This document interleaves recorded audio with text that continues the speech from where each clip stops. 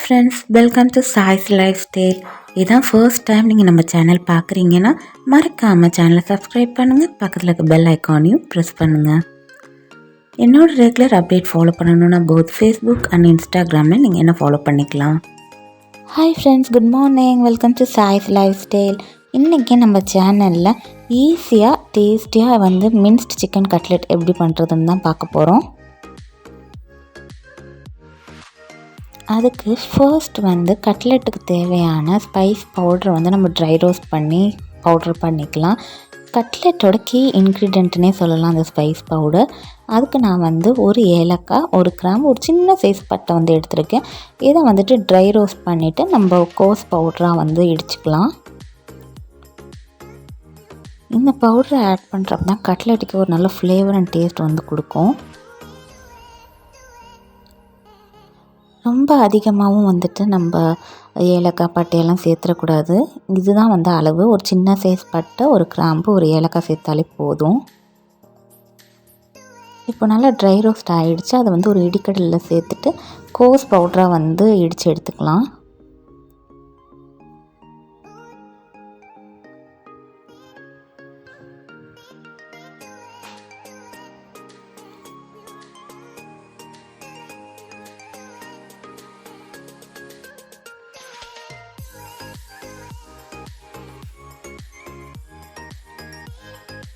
இந்த அளவுக்கு பார்த்திங்கன்னா நல்லா நரன்னு கோஸ் பவுடராக இருக்கணும். ரொம்ப பவுடராக இடிச்சிடக்கூடாது. இந்த பதத்தில் இடித்து எடுத்துக்கலாம். இப்போ ஒரு பேனில் கொஞ்சமாக நான் ஆயில் ஆட் பண்ணிக்கிறேன். நான் இன்றைக்கி நல்லெண்ணெய் தான் ஆட் பண்ணியிருக்கேன்.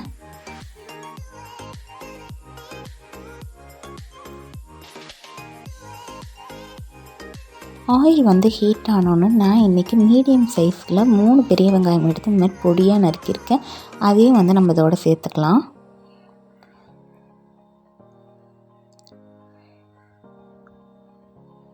வெங்காயம் நல்லா வதங்கட்டும்.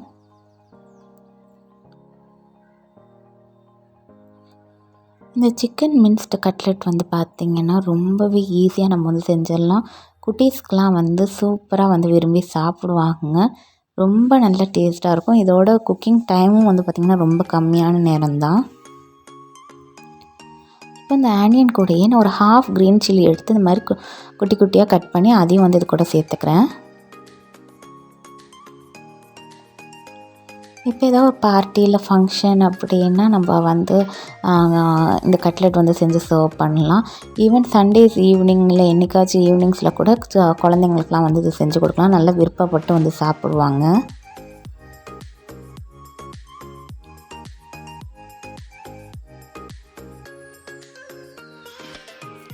இப்போது வெங்காயத்து கூடயே நான் 1 டேபிள் ஸ்பூன் அளவுக்கு இஞ்சி பூண்டு விழுது ஆட் பண்ணிக்க போகிறேன்.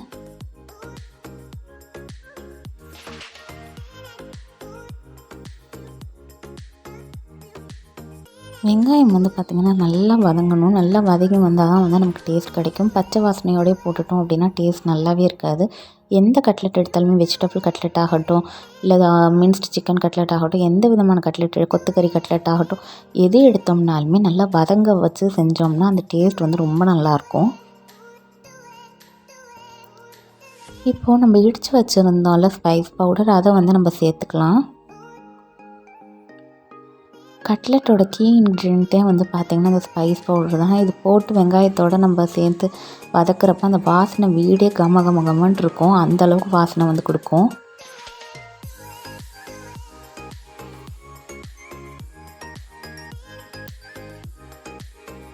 நல்லா அந்த ஸ்பைஸ் பவுடரோட பச்சை வாசம் போகிற வரைக்கும் வதக்கிக்கலாம். இன்றைக்கி நான் ஒரு கப் அளவுக்கு மின்ஸ்டு சிக்கன் எடுத்திருக்கேன். அதையும் நம்ம இந்த ஆனியனோட சேர்த்து வதக்கிக்கலாம்.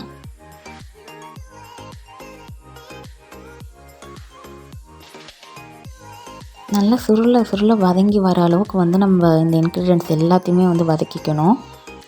சிக்கன் பார்த்திங்கன்னா சம்டைம்ஸ் கொஞ்சம் தண்ணி விடும். ஸோ நல்லா சுருண்டு வர அளவுக்கு நல்லா வதக்கி எடுத்துக்கணும். கலர் சேஞ்ச் ஆகிற வரைக்கும் நல்லா வதக்கி எடுத்துக்கலாம்.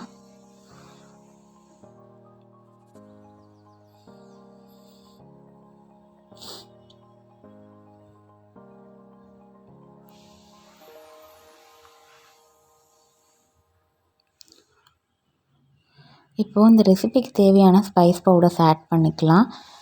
1/4 ஸ்பூன் அளவுக்கு நான் வந்து மிளகாய் பொடி சேர்த்துருக்கேன். 1 டேபிள் ஸ்பூன் அளவுக்கு காஷ்மீரி சில்லி பவுடர் வந்து நான் சேர்த்துருக்கேன். ஆல்ரெடி நம்ம காரத்துக்கு வந்து பச்சை மிளகாய் போட்டிருக்கோம் இல்லையா, அதனால் காரம் வந்து பார்த்து சேர்த்துக்கோங்க.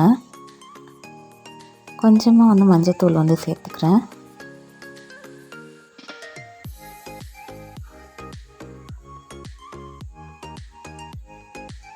இப்போ மசாலா பவுடரோட வாசனை, பச்சை வாசனையெல்லாம் போகிற அளவுக்கு நல்லா வந்து வதக்கிக்கலாம்.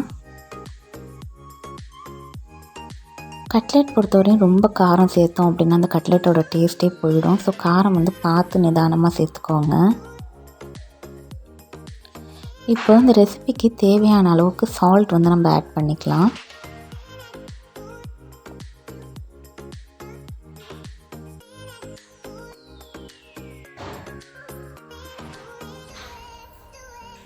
அவ்வளோதான். இப்போ நல்லா சுருள வதக்கி எடுத்துக்கலாம். எடுத்துக்கிட்டோம் அப்படின்னா நம்மளோட ஃபில்லிங் வந்து ரெடி ஆகிடும்.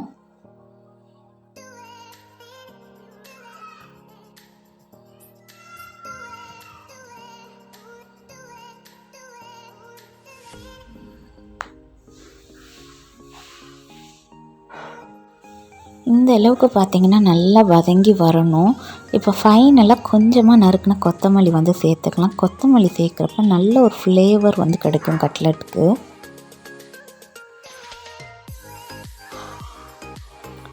இப்போ இது எல்லாத்தையுமே வந்து ஒரு பவுலுக்கு ட்ரான்ஸ்ஃபர் பண்ணிக்கலாம்.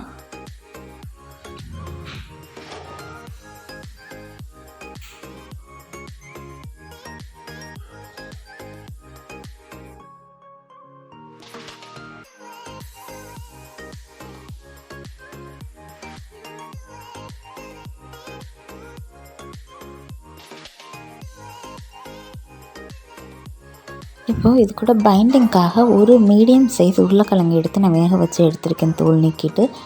நீங்கள் சின்ன சைஸ் உருளைக்கிழங்கு இருந்தால் 2 வேக வச்சு எடுத்துக்கலாம். அது நல்லா ஸ்மாஷ் பண்ணிவிட்டு இந்த மின்ஸ்டு சிக்கனோட நம்ம வந்து சேர்த்துக்கலாம்.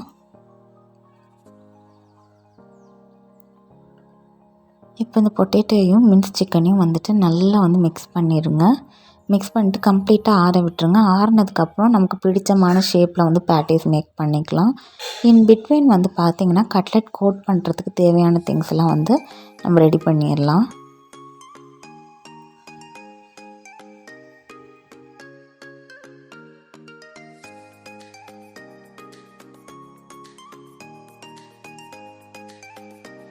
இன்றைக்கி வந்து பார்த்திங்கன்னா நான் 3 டேபிள் ஸ்பூன் அளவுக்கு ஆல் பர்பஸ் ஃப்ளார் எடுத்திருக்கேன். அது கூடயே கொஞ்சமாக வந்து காரத்துக்கு பெப்பர் ஆட் பண்ணியிருக்கேன். அப்புறம் பைண்டிங் மேலே வந்து உப்பு சார்ந்துருக்கணுன்றதுக்காக லைட்டாக வந்து உப்பு ஆட் பண்ணியிருக்கேன். ஆல்ரெடி நம்ம வந்து மின்ஸ்டு சிக்கன்லேயே வந்து உப்பு ஆட் பண்ணிட்டோம். பட் இருந்தாலும் அந்த பைண்டிங்க்கும் உள்ளுக்குள்ள இருக்க ஸ்டஃபிங்க்கும் டிஃப்ரென்ஸ் தெரியக்கூடாதுன்றதுக்காக கொஞ்சமாக வந்து நான் உப்பு ஆட் பண்ணியிருக்கேன். இப்போ கொஞ்சமாக தண்ணி ஊற்றி லம்ப்ஸ் இல்லாத அளவுக்கு வந்து நம்ம மிக்ஸ் பண்ணிக்கலாம்.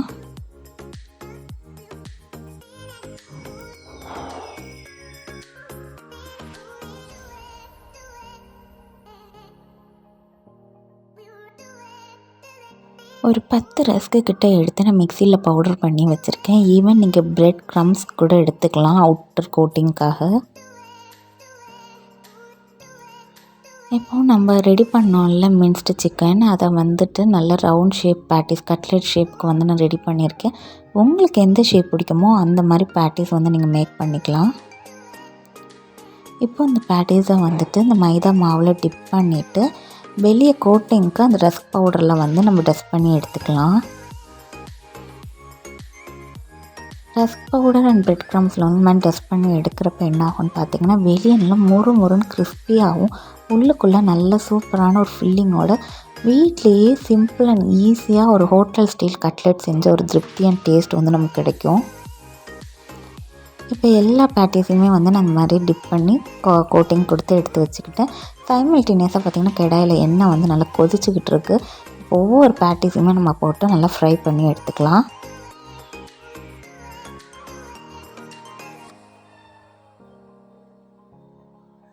இப்போ வந்து பார்த்திங்கன்னா பார்க்குறப்பே நமக்கு தெரியும், வெளியே வந்து நல்லா முறுன்னு கிறிஸ்பியாக இருக்குது.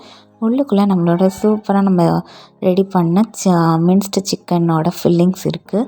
வீட்லேயே குழந்தைங்களுக்கு நம்ம ஈஸியாக செஞ்சு கொடுக்கலாம். கட்லெட் ரொம்ப சூப்பரான டேஸ்ட்டாகவும் இருக்கும்.